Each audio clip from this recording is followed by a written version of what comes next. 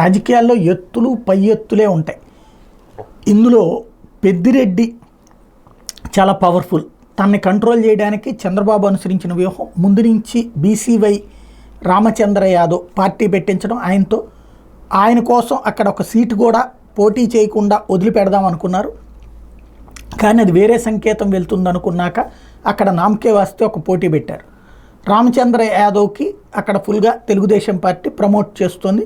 అతని దగ్గర ఉన్నటువంటి డబ్బులు ఈ రీత్యా అతని ద్వారా పెద్దిరెడ్డి మీదకి మొన్న పంపించడం. ఆ పెద్దిరెడ్డి ఊర్లోకి పర్మిషన్ లేకుండా, అంటే పెద్దిరెడ్డి పర్మిషన్ అక్కర్లా, ఎన్నికల సంఘం అనుమతి తీసుకుని వెళ్ళాలి.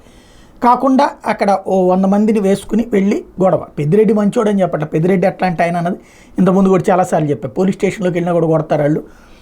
అక్కడ చివరికి జెండా పెట్టుకుంటే కూడా కొట్టినటువంటి సందర్భాలు ఉన్న ప్రజారాజ్యంలో అనేది. అది ఇక్కడ విజువలైజ్ కావడం కోసం చేసినటువంటి ఎత్తుగడ.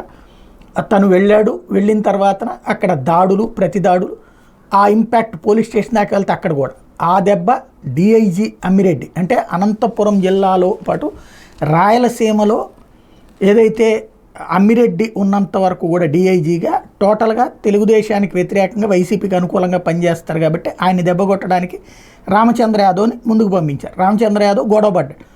దాన్ని చూపించితే ఎన్నికల సంఘం డిఐజీని అమ్మిరెడ్డిని తీసేసింది. ఆ తర్వాత ఇప్పుడు పెద్దిరెడ్డి ఇలాకాలో మరికొంతమంది, పలమనేరు డిఎస్పీ మహేశ్వర్ రెడ్డి, సదుమెస్సే మారుతీల మీద తాజాగా వేటు వేసింది ఎన్నికల సంఘం. ఈ ఇద్దరిని కూడా ఎన్నికలు కూడా అమల్లోకి వచ్చిన తర్వాత వీళ్ళు యథావిధిగా స్వామిభక్తి ప్రదర్శించారన్నటువంటిది వీళ్ళు ఆరోపిస్తూ వచ్చారు. వీళ్ళిద్దరి మీదన కూడా మంగళవారం వేటు వేసింది.